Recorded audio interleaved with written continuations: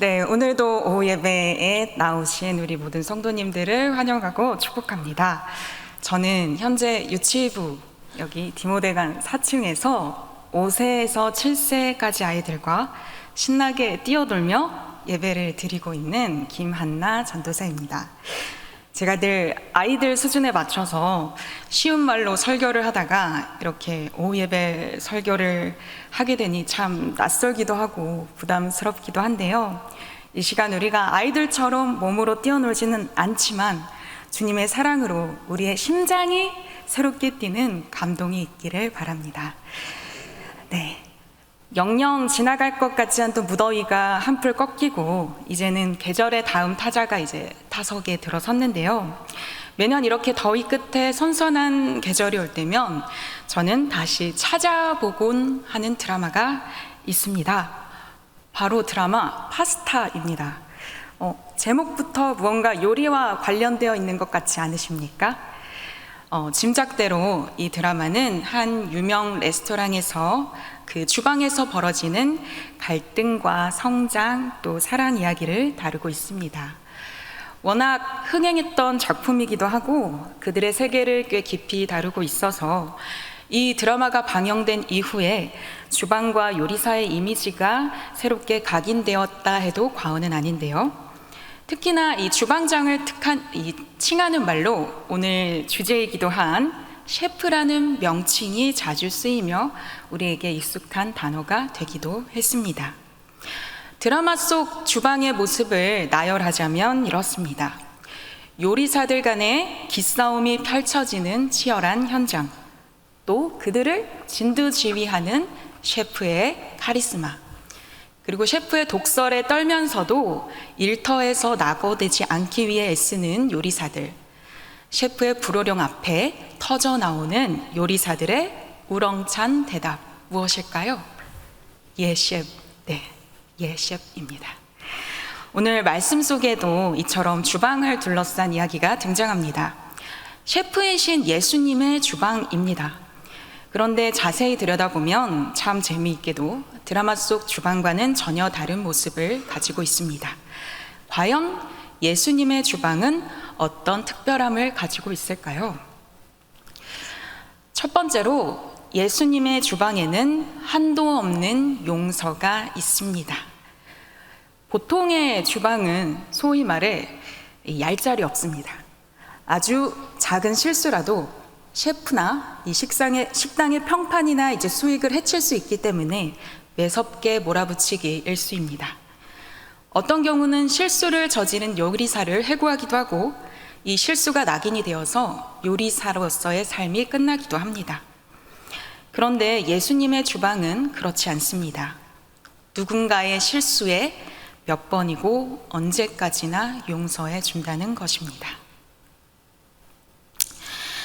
우리는 이 내용을 이야기 속 베드로를 통해서 확인해 볼 수 있는데요.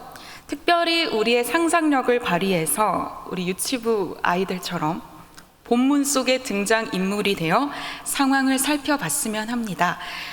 여러분의 상상력을 돕기 위해 21장 3절에서 7절까지의 말씀을 제가 새번역 성경으로 다시 한번 읽어드리겠습니다. 시몬 베드로가 그들에게 말하기를 나는 고기를 잡으러 가겠소 하니 그들이 우리도 함께 가겠소 하고 말하였다. 그들은 나가서 배를 탔다. 그러나 그날 밤에는 고기를 한 마리도 잡지 못하였다. 이미 동틀 무렵이 되었다. 그때 예수께서 바닷가에 들어서셨으나 제자들은 그가 예수이신 줄을 알지 못하였다. 그때에 예수께서 제자들에게 물으셨다. 얘들아, 뭘 좀 잡았느냐? 그들이 대답하였다. 못 잡았습니다. 예수께서 그들에게 말씀하셨다. 그물을 배 오른쪽에 던져라. 그리하면 잡을 것이다. 제자들이 그물을 던지니 고기가 너무 많이 걸려서 그물을 끌어올릴 수가 없었다. 예수가 사랑하시는 제자가 베드로에게 저분은 주님이시다 하고 말하였다. 시몬 베드로는 주님이시라는 말을 듣고서 벗었던 몸에다 겉옷을 두르고 바다로 뛰어내렸다. 이 이야기가 등장하기까지 베드로와 예수님 사이에는 중요한 서사가 깔려 있습니다. 누구보다도 예수님과 가까이 동행하며 예수님이 누구신지를 경험했던 베드로, 죽을지언정 주님을 버리지 않겠다 장담했던 베드로가 예수님을 3번이나 부인했던 사건입니다. 여기서 우리의 상상력을 한 번 더 끌어올려 보면 좋겠는데요. 베드로의 입장이 되어서 생각해 보는 것입니다. 주님을 버리지 않겠다던 말은 진심이었을 것입니다. 지킬 수 있으리라 믿었겠지요. 적어도 그때엔 내가 나를 부인하리라는 예수님의 그 말은 받아들일 수 없는 이야기였을 것입니다. 그런데 직접 마주한 예수님의 고난 앞에서 인간 베드로는 두려움에 사로잡힙니다. 사람들의 손가락질, 욕짓거리, 이 무시무시한 형벌이 자신의 몫이 될지도 모른다는 생각이 머릿속을 지배합니다. 당신도 그의 제자가 아니냐는 누군가의 질문에 거듭 아니라 답하면서도 무엇이 잘못됐는지 알지 못합니다. 결국 닭이 울고 나서야 예수님의 말씀이 떠올랐고 처절한 울음이 터져 나옵니다. 예수님께서 돌아가신 후 그 공백 속에서 베드로는 누구보다도 무거운 마음을 안고 살아야 했을 것입니다. 오늘만 해도 후회와 자책, 씻기지 않는 괴로움과 자기 혐오를 메고 밤새 빈 그물을 건져 올렸을 것입니다. 그런데 그때 누군가의 목소리가 들려옵니다. 그물을 배 오른편에 던지라고 합니다. 긴가 민가 합니다. 어딘가 묘한 기시감도 듭니다. 그물을 오른쪽에 던져봅니다. 이어서 그물을 끌어올릴 수 없을 만큼 고기가 많이 잡혔고 저분은 주님이시다 하는 말에 설마는 확신이 됩니다. 주님을 다시 만나면 말을 건네는 것은 물론 감히 다가가는 것조차 힘들 거라고 생각했는데 얼마 안 되는 거리임에도 곧장 물에 뛰어들어 예수님에게 달려갑니다. 예수님께서 자신을 용서하셨음을 조금은 알 것 같았기 때문입니다. 베드로와 예수님이 재회하는 이 순간은 처음 만났던 순간과 닮아 있습니다. 당시에도 밤새 빈 그물을 올려야 했고 예수님의 말씀대로 그물을 던졌을 때에야 고기가 가득 잡혔습니다. 예수님이 누구신지를 깨달은 베드로는 엎드려 고백했습니다. 저는 죄인입니다. 저를 떠나십시오. 그리고 그런 베드로에게 예수님께서는 내가 이제는 사람을 취하리라 라는 소명을 주셨습니다. 잊을 수 없는 이 첫 만남, 사명자로 부르시던 벅차오르는 순간을 베드로는 비슷한 상황 속에서 떠올릴 수밖에 없었습니다. 꾸지람이 아니라 따스한 기억으로의 초청에 자책으로 채한 속이 가라앉습니다. 그날과 똑같이 나를 불러주시는 주님, 예나 지금이나 죄인인 나를 용납하시는 주님, 이제 제자로서의 삶은 끝난 건 아닐까? 낙심하던 나를 맞아주시는 주님, 여전히 변치 않고 여기 계셔서 나를 끌어올려 주시는 주님. 직접적인 말이 없어도 주님의 그 마음이 평생 사투하던 바다보다 훨씬 더 넓음을 깨닫습니다. 자신조차 기대할 수 없었던 용서, 오로지 예수님의 주방에서만 가능한 일이었습니다. 저 역시 이런 예수님의 용서를 강렬히 경험했던 순간이 있었습니다. 제가 많이 아팠을 때인데요. 당시의 증상은 가만히 있다가도 눈물이 났고 잠이 오질 않아서 매일 뜬 눈으로 밤을 지새웠습니다.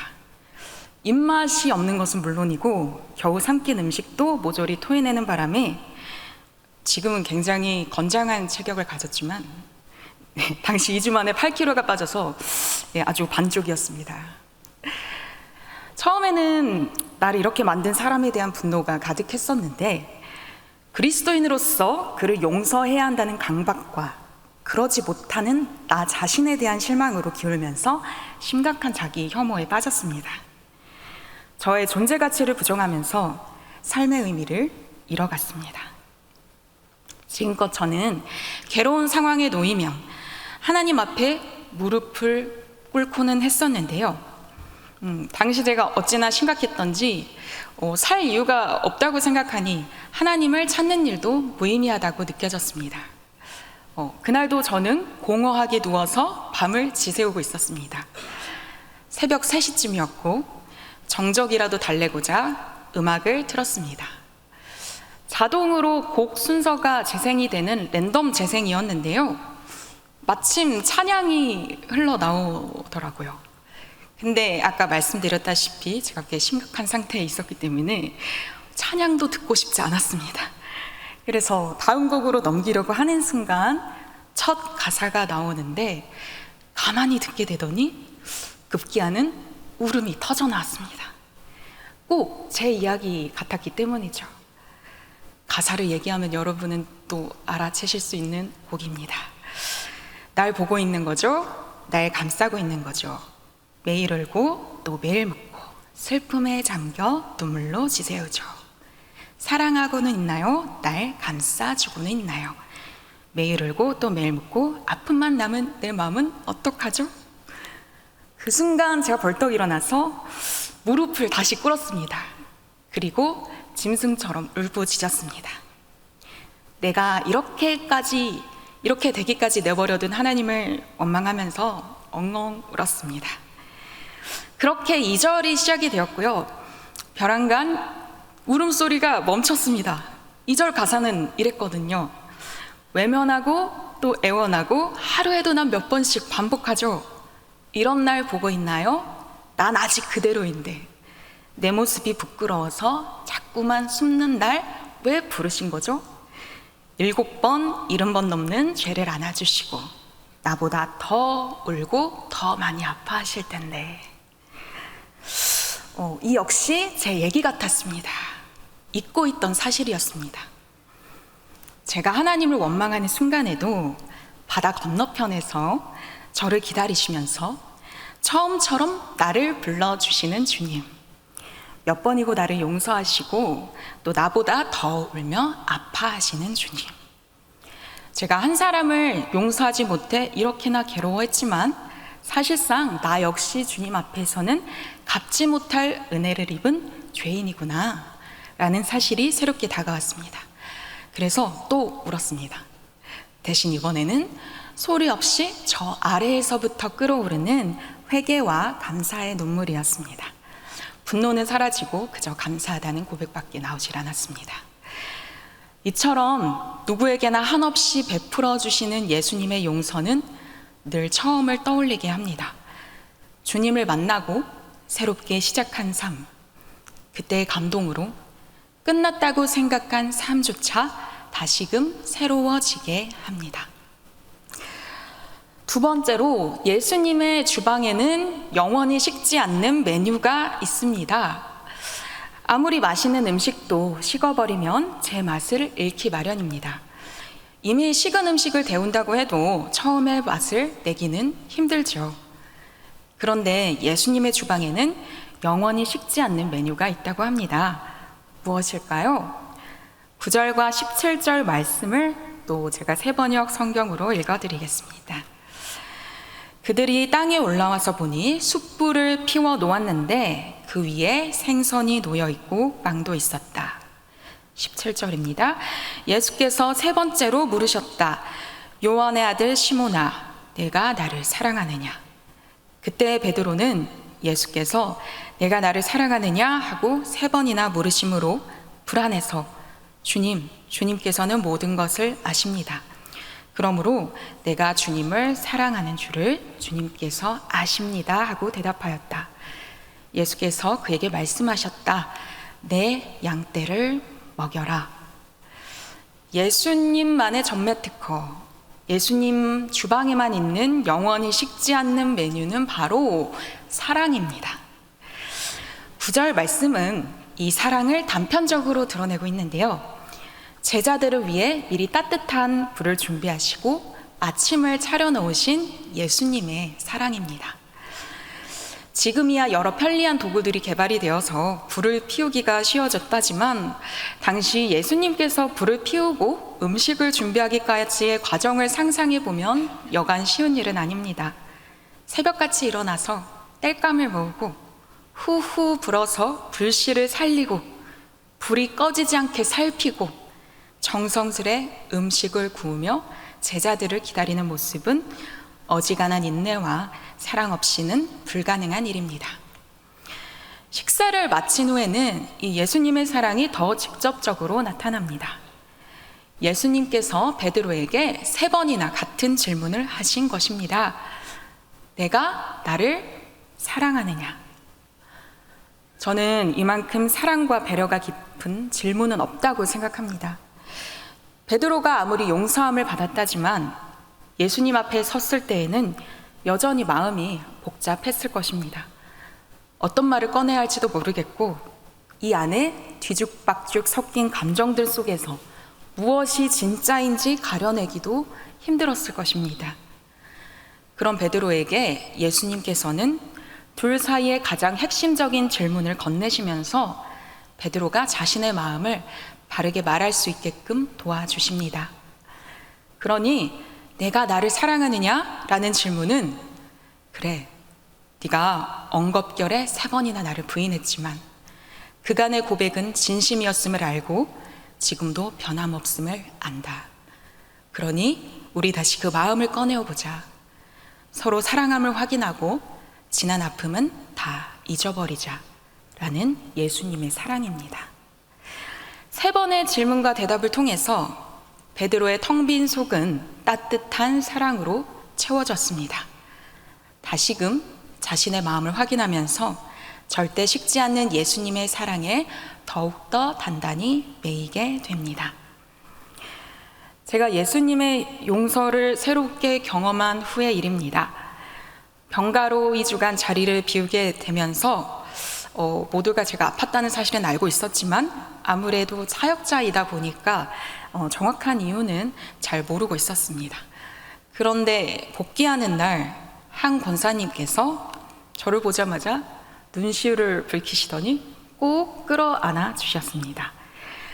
몇 년간 주말학교 부장님으로 함께 섬겨주신 덕분에 저에게는 정서적인 엄마 같은 분이었던지라 고생 많았다라는 통상적인 의미로 받아들이려던 찰나였는데 곧이어 울먹이는 목소리로 귓가에 그렇게 말씀을 해주셨습니다. 전도사님, 너무 귀해. 너무 귀한 딸이야. 그리고는 볼에 쪽 소리가 나도록 뽀뽀를 해주셨습니다. 저희 가족은 어렸을 때부터 애정 표현이나 스킨십을 그렇게 많이 하지 않았습니다. 저는 부모님에게 뽀뽀를 받아본 기억이 거의 없는데요. 그것도 그렇고 다 큰 어른이 더 큰 어른에게 뽀뽀받는 일이 흔치 않은 일이어서 잠깐은 그 낯설음에 매여 있었는데 그 다음 말에 저도 권사님을 따라서 울게 되었습니다. 저를 울린 한마디는 과연 무엇이었을까요? 보통 제가 이렇게 질문형으로 문장을 끝내면 저희 유치부 아이들은 손을 등과 동시에 정답을 외칩니다. 확실히 우리 어른들은 다릅니다. 서로가 답을 말할 수 있게 배려해 주시는 침묵이겠죠. 네. 그렇다면 지금부터 약 5초 동안 저를 울린 한마디를 한번 마음속으로 떠올려 보는 시간을 갖도록 하겠습니다. 과연 어떤 대단한 말이길래 전도사를 울렸을까? 5초 지금부터 시작하겠습니다.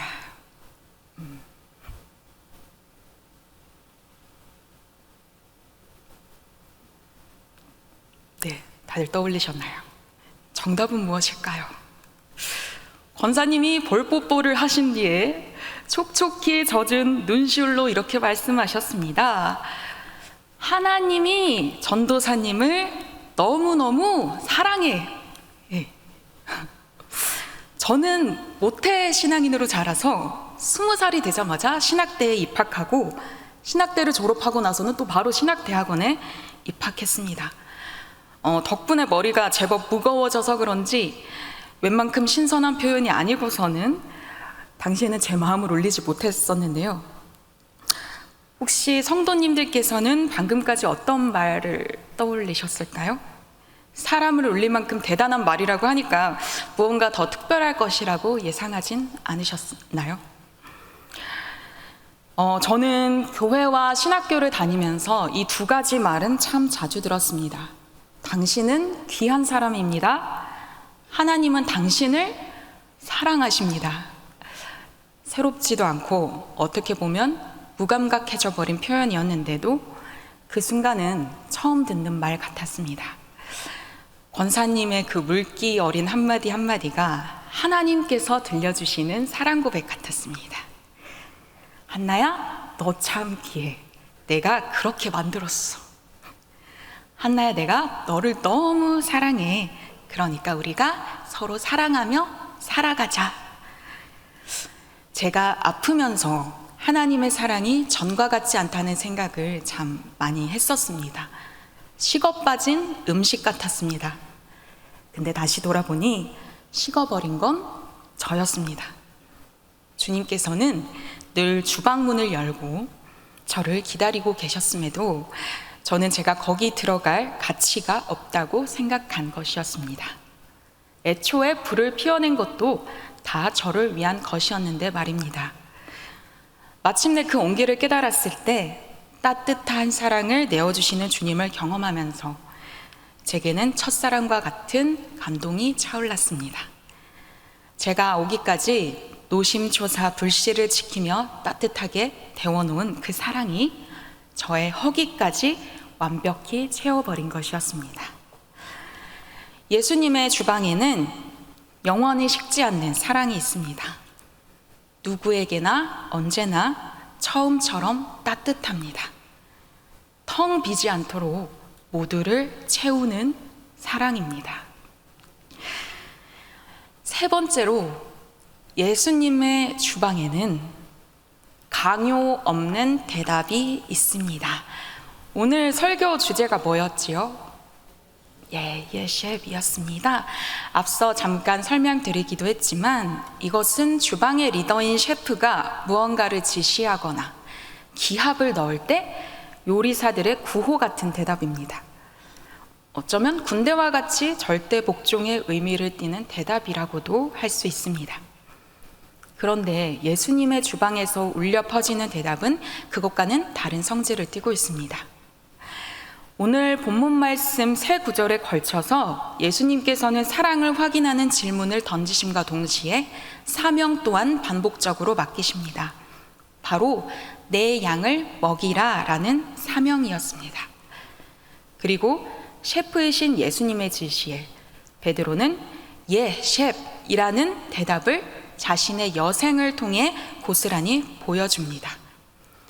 십자가에 거꾸로 매달려 죽기까지 복음을 전하며 양들을 위해 헌신하는 삶을 살다가 순교하였습니다. 습관적으로 또는 힘에 억눌려 대답하는 것이 아니라 자신의 삶을 들여 온 마음으로 답하는 것이었습니다. 이러한 베드로의 순종은 어떻게 가능했던 것일까요? 예수님의 사명을 다시 한번 살펴볼까요? 내 양을 먹이라 라는 명령 앞에 무엇인가가 생략되어 있다면 어떤 말이 오게 될까요? 그것은 아마도 내가 너희에게 한 것처럼 일 것입니다. 베드로는 예수님 곁에서 양을 먹이시는 예수님의 모습을 직접 경험한 제자입니다. 그리고 예수님의 한도 없는 용서와 식지 않는 사랑을 방금까지도 격렬하게 경험했습니다. 예수님께서 먼저 그렇게 사셨음을 보셨고 예수님께서 먼저 사랑하심을 경험한 베드로인데 어찌 명령에 순종하지 않을 수 있겠습니까? 공포와 강압은 사람의 몸을 움직이게 할지라도 마음까지 움직이지는 못합니다. 그러나 사랑으로 본을 보이시는 예수님의 삶 앞에서는 마음이 먼저 움직여 대답하게 되는 것입니다. 셰프, 주님, 저도 그렇게 살겠습니다. 저도 주님 따라 걷겠습니다. 이 대답에 강요는 없습니다. 이미 주님께 감화된 마음이 반응하는 것입니다. 그러려고 하는 게 아니라 그렇게 되는 것입니다. 계속해서 제 얘기를 하게 되는데요. 제가 예수님의 용서와 사랑을 베드로처럼 경험했지 않았습니까? 이제는 제 대답을 들려드려야 할 차례였습니다. 그런데 참 놀라운 것은 저를 그렇게 괴롭게 했던 사람을 보아도 절대 마음이 동요하지 않는 것이었습니다. 물론 그 사람의 행동은 여전히 합리화시킬 수는 없지만 저를 몇 번이고 용서하셨던 하나님의 관점에서 그를 바라보게 되었습니다. 분노 대신 안쓰러움이 커졌습니다. 그를 위해 진심으로 기도하게 되었습니다. 제가 노력한 게 아니라 저절로 그렇게 되었습니다. 하나님께서 먼저 저를 그렇게 포용하셨기 때문입니다. 또 한 가지 놀라운 것은 저와 비슷한 아픔을 겪는 선생님들이 저를 찾아오기 시작한 것이었습니다. 줄곧 꽁꽁 숨겨왔던 치부라 생각했던 아픔을 저에게는 털어놓기 시작하셨습니다. 그러게 무려 3분이나 되셨습니다. 그분들의 이야기를 들으면서 저는 제가 먼저 아파서 감사하다는 고백을 드렸습니다. 제가 아프지 않았다면 이분들의 마음을 살펴볼 기회도 없었을 것이고 또 무슨 말을 해야 할지 감도 잡히지 않았을 것입니다. 통상적인 위로도 상처가 될 수 있는 그 위태로운 상황을 너무나 잘 알고 있었기 때문에 그분들과 저는 함께 울 수가 있었습니다. 제가 듣고 싶었던 말, 필요했던 말들을 그대로 돌려드릴 수 있었습니다. 하나님께서 먹이신 그 따뜻한 사랑을 이들에게도 맛보일 수 있었습니다.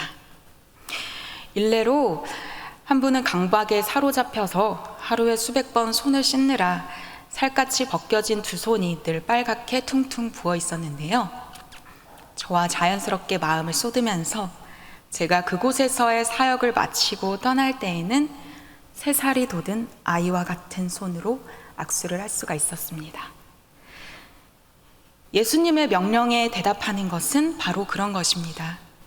내가 잘나서 나를 믿고 대답하는 것이 아니라 그렇게 살아오신 주님을 믿고 그런 주님의 은혜를 입은 나의 마음이 먼저 대답하는 것입니다. 말씀을 정리하겠습니다.